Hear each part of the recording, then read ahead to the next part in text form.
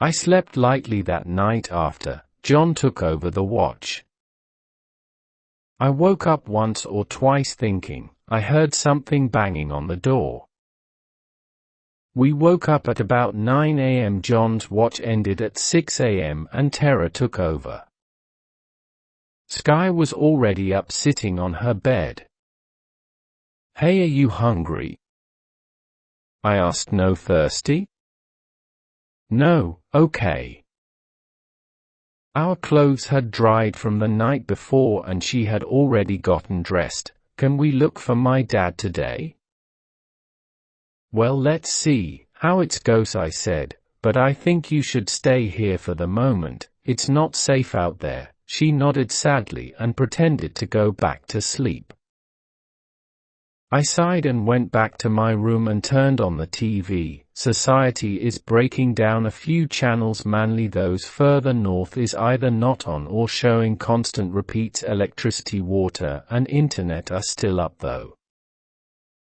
I looked at our supply of food. We haven't even started on it yet. We managed to scavenge a few things on the way to the last stand yesterday, but none of us has any real appetite.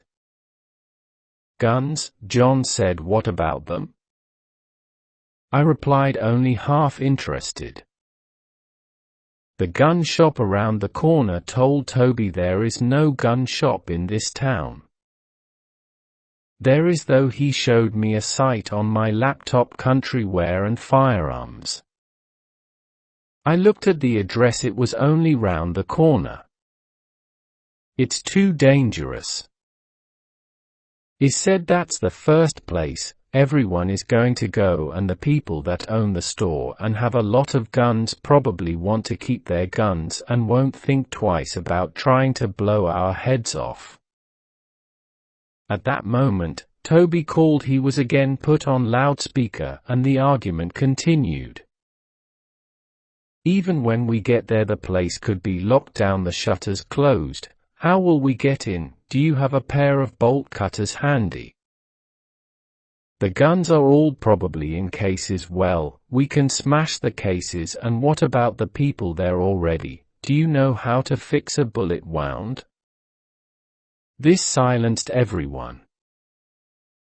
I walked over and looked out the window. There were 5 Vivians outside. I quickly ducked back down.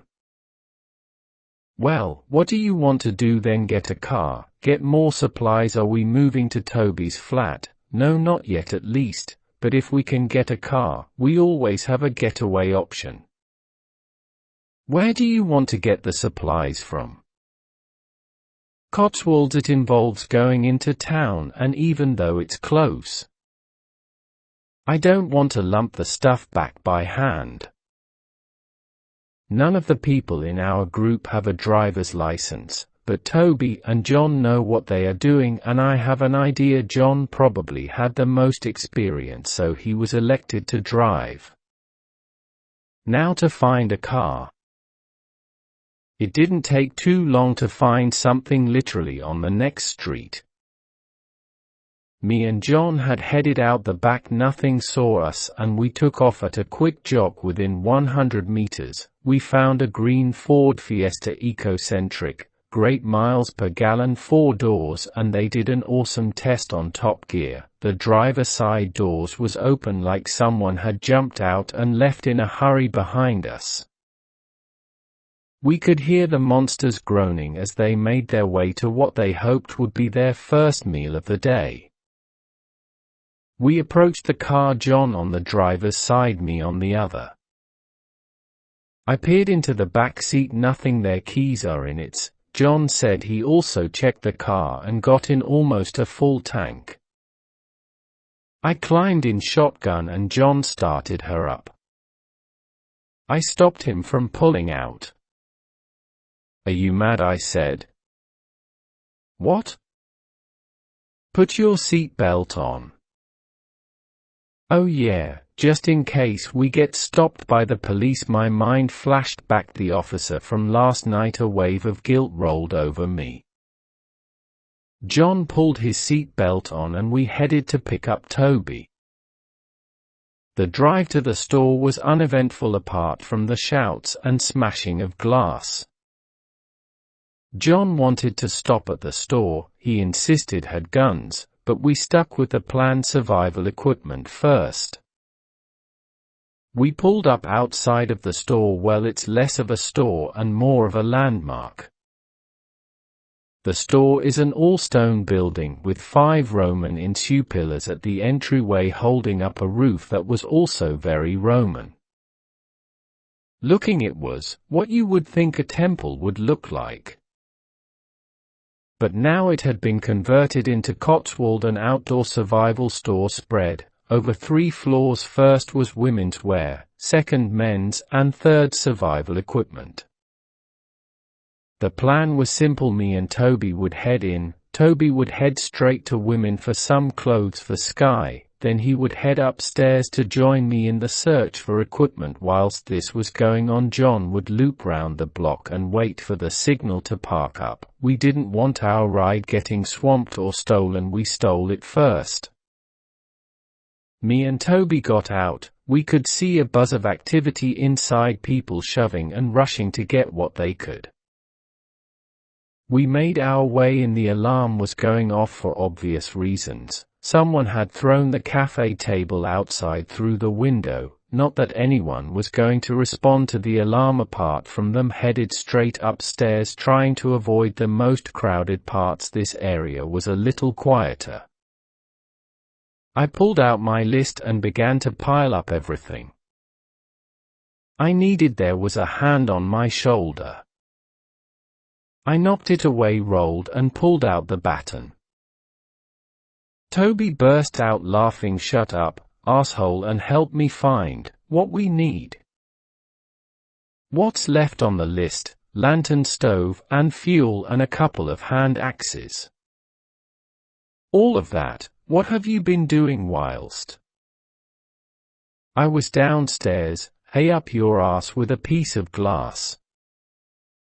Oh yeah, you would like that, he retorted. Jog on. We quickly found everything we needed. I ran off and grabbed some heavy-duty shopping bags. We bagged it up and called John to let him know we were ready to be picked up. We headed down the stairs. Toby was in front of me. A lanky man walked over to Toby and proceeded to try and snatch the bag out of his hand. Toby held it firm and proceeded to tell the man what he thought of him. He responded by punching him in the face. I walked over to the man, extended the baton, and smashed it straight into his kneecap. He collapsed in pain. Get your ass up and let's go, I said to Toby. We grabbed our bags and got to the car. A few Vivians were in the area now. John had obviously taken one down, judging from the splatter on the windscreen. We put the supplies in and drove off. As we turned a corner, I told John to stop the car. A man was on the floor bleeding from a wound to his throat. Next to him, an overturned shopping trolley full of boxes. I jumped out and grabbed as many of the boxes as I could manage. Got back in. What you got, John? Asked mobile phones.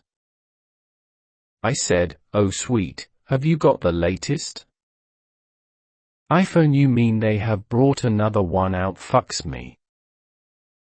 John, what's wrong with you? Has the new one got a new picture on it or something? God, you are old, he said. Shut up and keep driving. I laughed. We stopped in a parking area, reserved for permit holders only, although I doubt we were gonna get clamped today. We were a couple of 100 meters away from the house, so the things wouldn't be attracted to the noise. We got out, light up cigarettes, and discussed the next move. The obvious thing to do would be to move all our supplies and ourselves to Toby's flat, but I didn't want to do this just yet, with the building still full of people and the possibility of them trying to steal what we had acquired. This was a real possibility after what had happened to Toby in the store.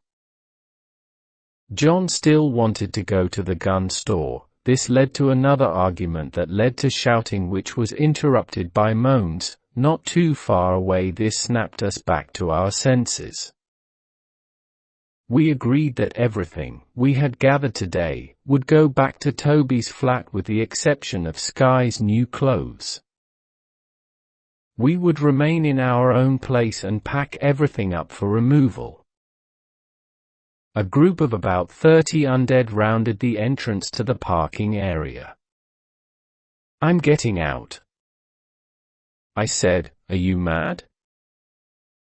John replied, "Look, you are gonna need time to unload all this stuff. You can't do that with those things hassling you. I'll distract them while you do it. Unload the car, park it somewhere safe and head back." He nodded. I climbed out and looked at the group of monsters. John drove off. I extended the baton and walked slowly towards them and started shouting, making sure I had their full attention. The group advanced on me. I skirted the outside edge, smacking any stray hands that came my way with the baton. I was behind the group now, and they were slowly turning to face me. I lead them down the hill further away from the house, stopping occasionally to let them catch up and yelling the odd insult. Not that they could understand it, but it made me feel better. When we reached the base of the hill, I sprinted back up the hill, passing the creatures heading back through the parking area, calling Terra to open the back door.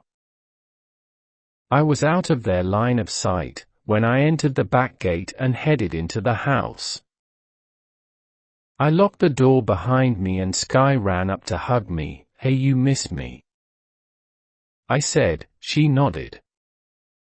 "I have a present for you." I took my backpack off and pulled out some of the clothes. Toby had got jeans and fleeces mainly, but she seemed happy and ran off to change.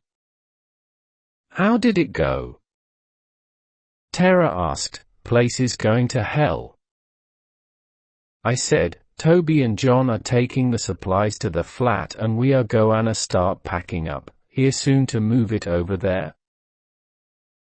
I rang Toby and surprisingly got an answer. "Thought you and John would still be unloading." "No, we finished that 10 minutes ago," he said. "That's weird. John's not back yet." I hung up on Toby and called John. It rang and rang, but no one picked up. I called 5 more times. I texted saying, if he didn't reply, I was going to kick his ass. Still no reply. 2 hours later, midday, John still isn't back and no response on his phone. Sky asked me where he is. I told her he is out with Toby, but I think she knows I'm lying. Where the hell is he? The news is not much of a distraction anymore. Evacuation centers are being set up all round the country. They advise that everyone should head to the nearest one immediately. We won't be doing that. This thing has gone too far already to be stopped.